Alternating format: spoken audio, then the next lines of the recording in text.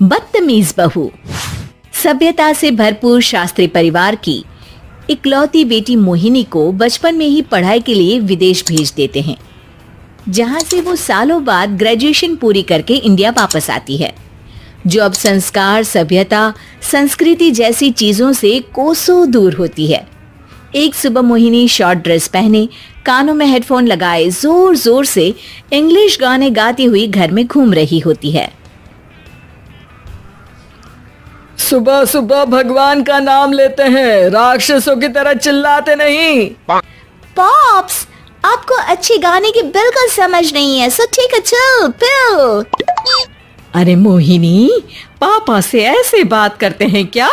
सारी तमीज भूल गई हो? ओह मॉम प्लीज, इतनी बड़ी भी कोई बात नहीं हुई, सो डोंट ओवर रिएक्ट। ऐसे ही दिन बीतते हैं जिसमें मोहिनी के तौर तरीके, रहने और बात करने का ढंग उसकी मम्मी पापा को परेशान करने लगता है। भला कोई मानेगा कि ये मेरी बेटी है? रीति रिवाज और संस्कारों से तो इसका दूर दूर तक कोई नाता नहीं, और अब तो लगता भी नहीं कि कभी होगा। अरे ऐसे कैसे नहीं होगा? लड़कियां सारे नखरे अपने माँ बाप को ही दिखाती है। ससुराल जाकर उन्हें सब कुछ करना भी पड़ता है और मानना भी। पत्नी की बात शास्त्री जी समझ जाते हैं और कुछ ही दिनों में अपने से भी ज्यादा धार्मिक परिवार में निखिल के साथ मोहिनी का रिश्ता पक्का कर देते हैं। रिश्ता तो पक्का कर दिया, पर यहाँ मोहिनी को कैसे मनाएंगे? शादी ब्याह के मामले में आटे में नमक जितना झूठ तो चलता है जी। इसी तरह एक के बाद एक तिकड़म लगाते हुए दोनों मिलकर मोहिनी को शादी के लिए तैयार कर लेते हैं और मोहिनी निखिल की शादी हो जाती है, जिसके अगले दिन से ही मोहिनी दोबारा अपने पूरे अवतार में शॉर्ट ड्रेस पहनकर घर में घूमने लगती है। बहू को ऐसे देख सास की आंखें फटी की फटी रह जाती हैं। अरे ये क्या बेशर्मी है, हमारे घर की लड़कियां जींस तक नहीं पहनती और तुम बहू होकर इतने छोटे कपड़े पहनकर पूरे घर में घूम रही हो। सीरियसली मॉम, प्लीज आप अपनी इस 80 के दशक वाली सोच में मुझे इंक्लूड मत करो। हाय तौबा, एक तो बेशर्मी दिखाती है, ऊपर से सास के साथ जुबान भी लड़ाती है। अरे जल्दी कपड़े बदल कर आ, घर की पहली आरती तुम्हें ही करनी है। इतनी देर में निखिल भी वहां आ जाता है। माँ, पापा आने वाले हैं, पूजा का सारा सामान तैयार है ना? ये पूजा हमेशा मेरे बॉयफ्रेंड्स के पीछे पड़ी रहती थी और अब हस्बैंड के पीछे भी आ गई। मोहिनी की बातें सुन सास तो अपना सिर पकड़ लेती है, लेकिन निखिल किसी न किसी तरह उसे पूजा के लिए कन्विंस करके कपड़े चेंज करने के लिए भेज देता है, जिस पर पूजा खत्म होने के बाद वो एक बार फिर अपनी शॉर्ट ड्रेस में आ जाती है। बहू, ये क्या तरीका है? संस्कार नाम की कोई चीज है या नहीं?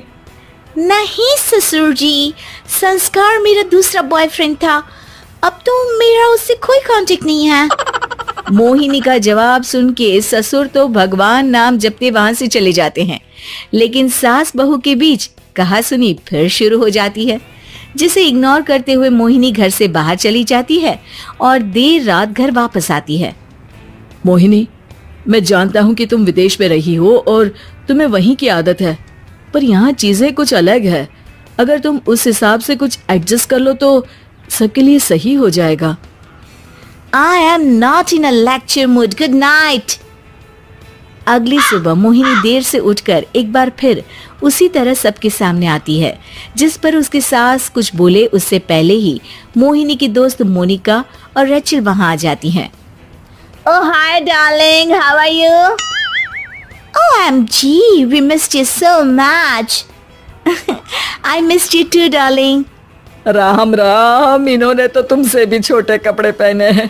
अरे तुम लोगों के अंदर कोई शर्म लिहाज बाकी भी है या सब बेच खाई? मोहिनी, तुम्हारी मेड कुछ ज्यादा नहीं बोलती?